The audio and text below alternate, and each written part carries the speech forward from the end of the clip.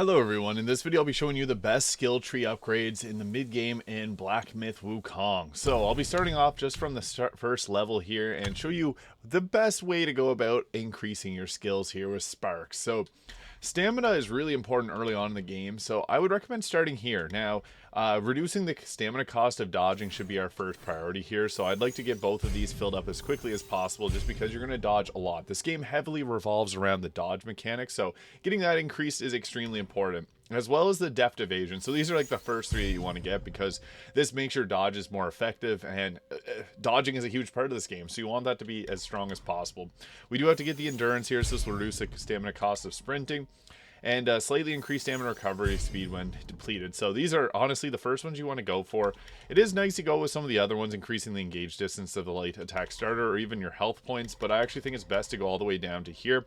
And the composure here is one of the main ones that we want to get. So dodging no longer interrupts a light attack combo. This applies to perfect dodges. This is huge because what you can do is you can dodge away from the enemy, attack, attack, attack, dodge again, attack, continuing your combo. And what's cool is you can dodge multiple times, keeping your combo going. So sometimes if you have a heavy attack charge, you can dodge multiple times and then do your heavy attack at the end of the combo. So definitely want this one.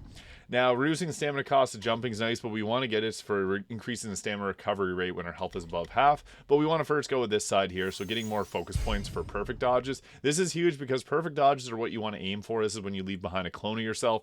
And focus is really important for dealing a ton of damage. So this is another one that we'd really want to get going first. And this will give a damage reduction for a short duration after a perfect dodge. But we just want to get to this point here. So the Vengeful from Mirage. Now there is some items in the game that will actually benefit this. So there's an item that will make an electric attack go around whenever you do this. So perfect dodge is leave an illusion in your wake, which explodes instantly, dealing damage to nearby enemies. So you can go this, but it does require two sparks. So this is a little bit more of an investment. I actually like to go here and get a little bit of this filled out because this will allow us to get 2 focus points. We want to get that pretty early on. The pillar stance is nice, but I actually think that it's best to continue with this smash stance.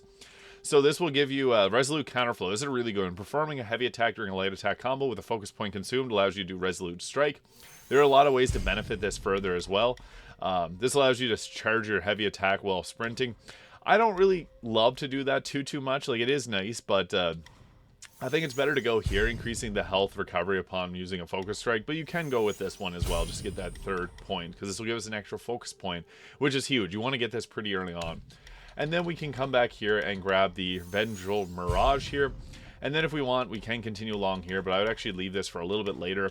You can also grab a couple health point upgrades. I think this is useful, as well as increasing your stamina. So I like to have a couple of these, not too many, because I mean, there are other things that provide, I think, a bigger benefit. As you get later in levels, you can increase your stamina recovery rate and maximum mana, which is nice, but we want to get this 3rd focus point. But there's another thing that's really important early on, and that's Immobilize. This is a skill that we're going to use often, recovery of 50 seconds, and it uses 50 mana points. Crash will increase the damage dealt to immobilized creatures. I actually think Stagnation is the first one we want to get here, so this will give us an extended duration on the next Immobilize. So this is really good on bosses, so you can affect this 10 times. So the second Immobilize will stack twice. Increasing damage is obviously a really nice one too, so we want to go with that. When the enemy is mobilized during an attack, extend the immobilization duration, increase the damage the enemy takes. This is great too. Like, all these are useful, so I recommend just filling out the Immobilized tree as early as possible.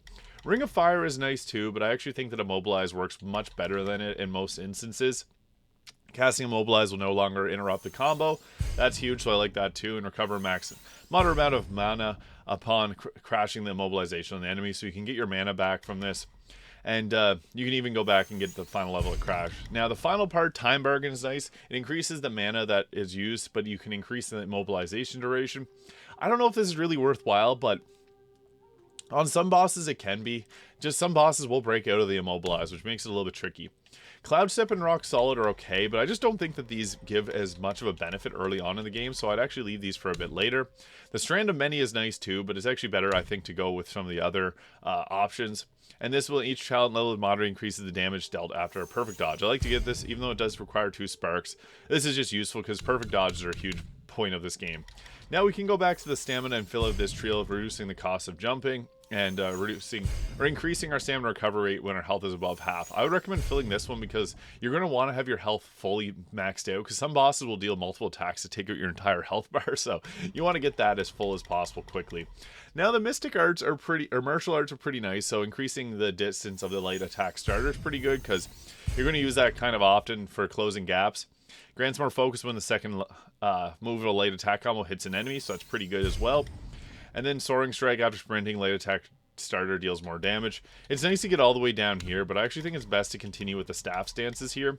We got some really great ones. So Winding Wind, performing a light attack upon seeing through the enemy, initiates a light attack combo from the third move. So this is pretty good. Being able to get further to the... You want to get to the end of the combo because that final hit usually staggers most enemies. Skyfall Strike. This is one of the best abilities in the entire game. So Skyfall Strike, after performing a resolute strike, you can do another one. So you can go in, start your combo, attack with a heavy attack, and then attack twice. So press Y and Y again to do 2 heavy attacks. And this will actually stagger bosses quite commonly. So I typically in combat are trying to get the Skyfall Strikes off as much as possible because you can stagger them. So this is a non-negotiable. You need to get Skyfall Strike as early as possible because it just increases the amount of damage you're going to do against bosses. And then for the next one, I like Versatility, increases the damage with all varied combos. And then you can get this one to reduce the damage, give a damage reduction after a charged heavy attack. So if you want to go with hard charged heavies, that is the way to go. Reduces the stamina cost of charged heavy attacks. I think it's best to go with Versatility all the way till you can get this maxed out, and then maybe take another level of Exhilaration. And then we get our next level staff stances. So Quick Hand increases the charging speed of all stances, which is really nice. Increased talent level slightly increases the damage dealt by charged heavy attacks. So again, if you're going with more charged heavy attacks, go this route, but I find they're a bit more challenging to get off. So granting massive focus upon seeing through and hitting the enemy with Resolute Strike. Anything that will give you back your focus is huge, so go with this. And then Vantage Point. After seeing through the enemy, Skyfall Strike deals more damage based on the number of focus points built. So once we have Vantage Point, we want to max out this and get our 4th focus point as quickly as possible. So heavy attacks that cost a focus point deal additional damage to enemies based on the remaining health. So going with this, increasing the amount of damage. It does use 2 sparks, but it's worthwhile taking. And then increasing the charge speed is also quite nice. So we can go with this to max out this final tier here, which allows us to get... when below 1 focus point, the Destined One can still perform the varied combos with significantly reduced damage. And then also perfect dodges retain any focus that has been built up. So there's a pretty nice one. This is great if you go all the way down with this tree. You can continue to get this, and then perfect dodges will allow you to keep your focus built up, which is nice if you play perfectly with it. It'll also allow you to get all the way down to the thrust stance, but I think it's actually best to just stay in smash stance most of the time. Some bosses are a little bit easier with the thrust stance that I've experienced, but it's almost better just stay in smash stance. I just think that this is the most powerful one. It kind of sucks having to switch between stances when they're not as strong, so going back into the main one here, I think it's good to continue on.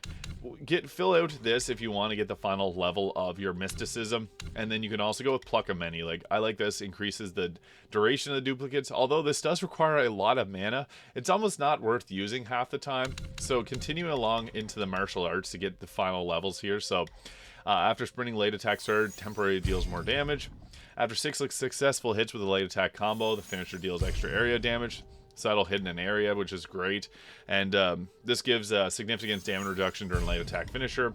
And then when stamina is depleted, a light attack finisher can still be performed, which is pretty nice. Because sometimes you're just going to continue to attack when you have no stamina and you're just trying to finish a boss off. So this can be useful in those instances. You can go with some of these, increase your mana. I think it's nice to get at least maybe a level of mana, but it does require 2 sparks. So I think this is best left till a little bit later in the game. So then we can go with our Strand of Many and then increase the duration of them, increase the damage dealt, and then we want to get this next one here. So this grants moderate amount of focus for each successful light attack dealt by duplicates. So if you get them beating on the enemy a lot, you get yourself a ton of focus points, so you can just continue to stagger them. This is huge because you can do the Skyfall Strike, stagger boss, and then they're going to be able to beat on the enemy and get you more focus points. So this is really great. And then increase the maximum health and duplicates, obviously a good choice. And this will also increase the damage or the duration of your Pluck of Many, so that's pretty good. I don't like Multitude because it increases the mana rate or the mana requirements, which is really large on this one. So it might actually be best to go back into this one and then take an increase to our mana, because I find mana runs out quicker more than anything. So that is a good way to go about your skill tree in Black Myth Wukong. I'll just kind of show you how this all comes together in combat. So typically you want to try and get as many Skyfall strikes off as possible, because that's going to give you a good amount of stagger. So we can build it up with just the basic enemies here. So see there, we got our attack combo going. This guy's got the annoying drum there. So yeah, so you can see I'm blocking the focus points, so I'll move out of the way here and just show what that looks like. But yeah, once you get the focus points built up there, oh, I'm getting jobbered there. You got 2 focus points, that's all it requires, but it's even better to go for the 3rd focus point, so then you can go ahead here, and then whenever he goes to attack, you can follow that up with your attack, and this is the Skyfall strike here. So you can see there we got a good amount of stagger off on him, and then this allows us to deal a ton of damage, and we got another dodge there, but very powerful. So that is the best way to go about the skill tree in Black Myth Wukong. If you found this video useful, hit that subscribe button below. Thank you so much for watching, and I'll see you all in the next video.